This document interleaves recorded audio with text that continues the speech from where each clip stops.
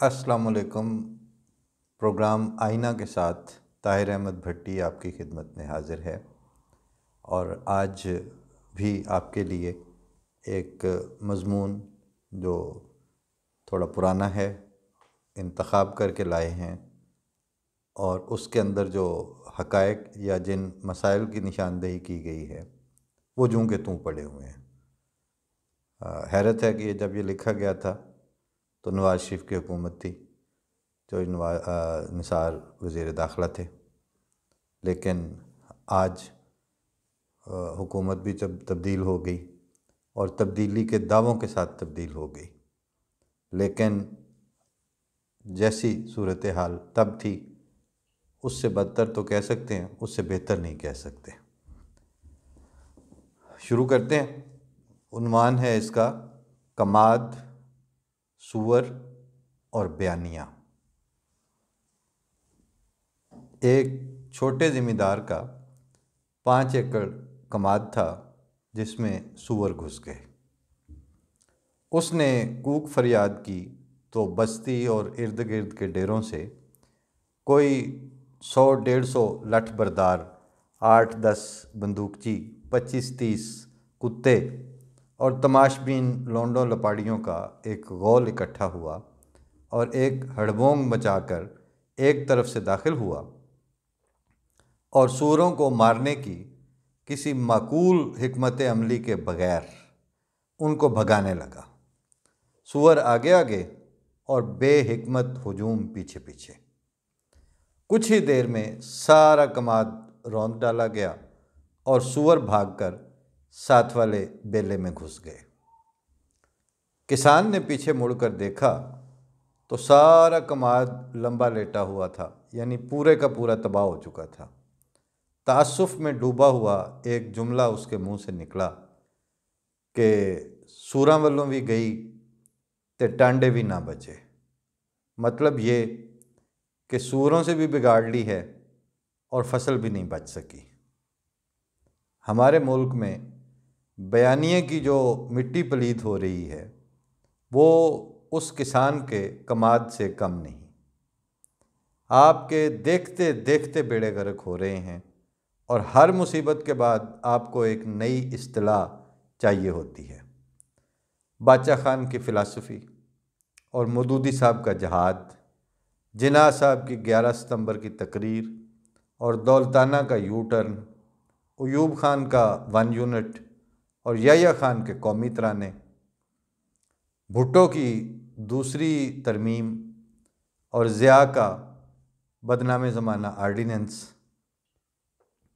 اسحاق خان کی وفا اور فاروق لغاری کی بے وفائی، مشرف کے آپریشن اور زرداری کی مفاہمت، مولوی عزیز کی کرنی اور چودھری نثار کی بھرنی، اور آخر پر وزیر اعظم صاحب کی معاملہ فہمی اور چیف صاحب کا استغناء۔ یہ ہمارے کارناموں کی فہرست ہے، اور اس میں سارے فلسفے اور حکمت عملیاں گوندھ کر جو بیانیہ ہمارے سر پر چڑھ کر ناچ رہا ہے وہ یہ ہے کہ ہمارے پاس خارجہ پالیسی نام کی کوئی چیز نہیں، بلکہ ڈنگ ٹپاؤ انداز سے کام چلا رہے ہیں۔ داخلی طور پر وہ تضاد کہ الامان الحفیظ، ٹیچروں کے ہاتھ میں بندوق دے کر فوج کو ذہن سازی اور بیانیہ جاری کرنے پر لگایا ہوا ہے۔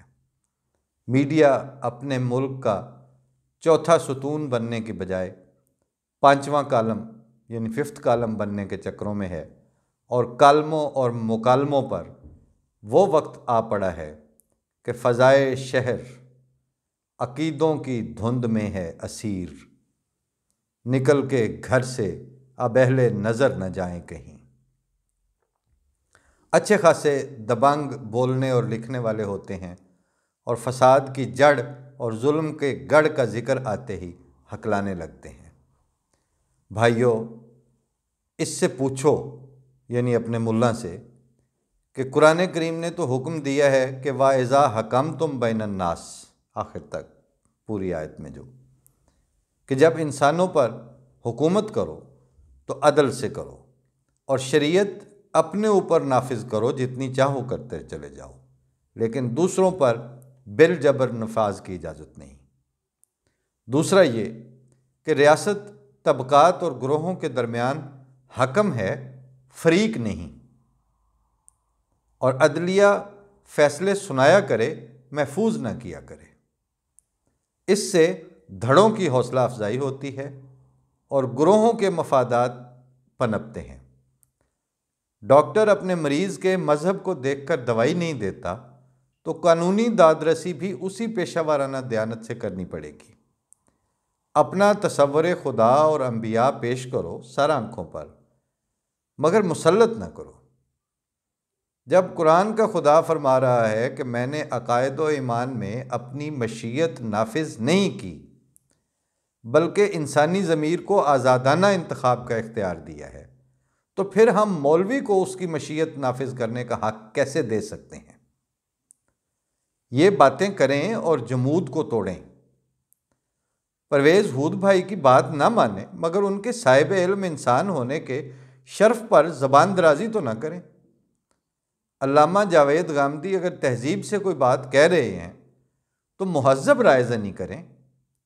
ایران اور سعودیہ اپنا وسیع تر مفاد اگر آپس کی لڑائی میں ہی سمجھیں تو وقار کے ساتھ اپنے گھر بیٹھیں۔ اس ثالثی سے پہلے اپنے گھر میں تو امن اور صلح کی فضا پیدا کر لیں۔ وزیر اعظم اگر سرن جیسے عظیم سائنسی ادارے میں ڈاکٹر عبدالسلام کو قابل فخر اثاثہ کہہ بیٹھے تو لٹھ لے کے اس کے پیچھے تو نہ پڑ جائیں۔ وہ جو روز آ کے ہمارے بچے مار جاتے ہیں، ان امن کی فاختاؤں کے انڈے پینے والے کووں اور منحوس گدھوں پر بصیرت سے بھرپور نگاہیں مرکوز کریں اور قومی سطح پر عوامی بیانیے کی روایت کو فروغ دیں۔ اوپر سے نافذ اور مسلط کیے گئے بیانیے کو رد کریں اور تب تک بولتے رہیں جب تک بیانیہ آپ کے مکالمے کی بازگشت نہ بن جائے۔ باچا خان بہت اچھے انسان تھے، مگر ان کی بعض باتیں ہمارے آج پر معروضی طور پر اطلاق نہیں پاتی۔ مودودی صاحب عالم تھے، مگر ان کی نفسانیت نے اسلام کو بزور شمشیر نافذ کرنے کا داغ اسلام پر لگایا ہے، اور ایسا طرز فکر یادگار چھوڑ گئے ہیں جو دلوں کے زنگ تلوار سے چھٹانے پر اعتقاد رکھتا ہے۔ اللہ معاف کرے۔ قائد اعظم محمد علی جناح داڑھی اور تسبیح کے بغیر ہی ریاست کی اور اس سے پہلے مسلم لیگ کی سربراہی کرتے رہے، لیکن ان کی اپنی کابینہ میں ایک مرکزی وزیر ہندو، ایک احمدی اور افواج کا سربراہ عیسائی مذہب سے تھا، اور آپ خود سب کو کہہ کر یہ فوت ہوئے کہ آپ آزاد ہیں اپنے چرچ یا مسجد جانے کے لیے۔ اب اگر عقائد پہ مارنا شروع کیا تو پھر ایک بات بڑے غور سے سن لیں کہ چراغ سب کے بجھیں گے، ہوا کسی کی نہیں۔ اور ایک بات اور، جن کو آپ ٹارگٹ کر کے مار رہے ہیں وہ نہیں مریں گے، وہ لکڑی صاحب بصیرت بڑھئی کے ہاتھوں طوفان سے بہت پہلے کشتی کی شکل اختیار کر چکی ہے اور اکثر سیلابوں میں آزمائی جا چکی ہے، 1953 والے سیلاب میں بھی اور 1973 والے میں بھی، اور اس سے بھی بڑے سیلاب میں ہر سطح پہ وہ آزمائی جا چکی ہے۔ نہ صرف یہ کہ وہ کشتی سلامت ہے، بلکہ ضرورت زمانہ کے ساتھ لگا بھی کھاتی ہے۔ سعی لا حاصل چھوڑیں اور اپنے سکول، بچے، ادارے، ریاست، معیشت اور معاشرت بچائیں، اور باہمی گفتگو اور مکالمے سے اپنا ذاتی بیانیہ تعمیر کریں، ورنہ سوروں سے تو بگڑ ہی چکی ہے، اب کم از کم کماد بچا لیں۔ یہ مضمون پاک ٹی ہاؤس رضا رومی صاحب کا جو پلیٹ فارم ہے آن لائن، اس میں بھی چھپا، اور اس کے بعد وجاہت مسعود صاحب نے بھی اس کو ہم سب میں بھی شائع کیا، اور پھر یہ آئینہ ابصار میں بھی اشاعت اس کی ہو چکی۔ لیکن میں جب سلیکٹ کر رہا تھا تو مجھے خیال آیا کہ جتنی مسائل کی طرف اس وقت اشارتاً ذکر کیا گیا تھا وہ سارے کے سارے اسی طرح چلتے آ رہے ہیں۔ تجمل الکلیم کی ایک غزل میں سے 2-3 مصرے آ رہے ہیں ذہن میں، انہی کے ساتھ اجازت لیتا ہوں۔ انہوں نے ان کی مشہور غزل ہے پنجابی کی، تو وہ کہتے ہیں کہ گاٹا بیج دلیری اگے، یہ اس کا موضوع ہے۔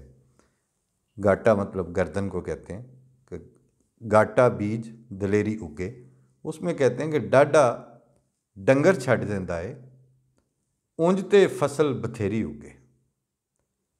ڈاڈا ڈنگر چھڈ دیندا ہے یعنی فصل کو اجاڑ دیتا ہے جس کے ہاتھ میں طاقت ہے، اونج تے فصل بتھیری اگے تے میری وار دا پانی لا لے، میری نہیں تے تیری اگے۔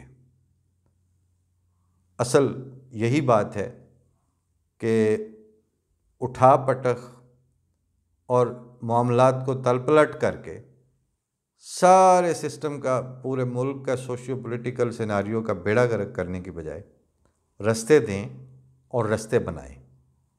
اس کے علاوہ تعمیر اور ترقی کے لیے کوئی اور دوسرا آپشن نہیں ہے، دنیا میں کہیں نہیں ہے، آپ کے لیے کیسے ہو سکتا ہے؟ اللہ تعالیٰ توفیق دے۔ رب اغفر وارحم وانت خیر الراحمین۔ السلام علیکم ورحمۃ اللہ۔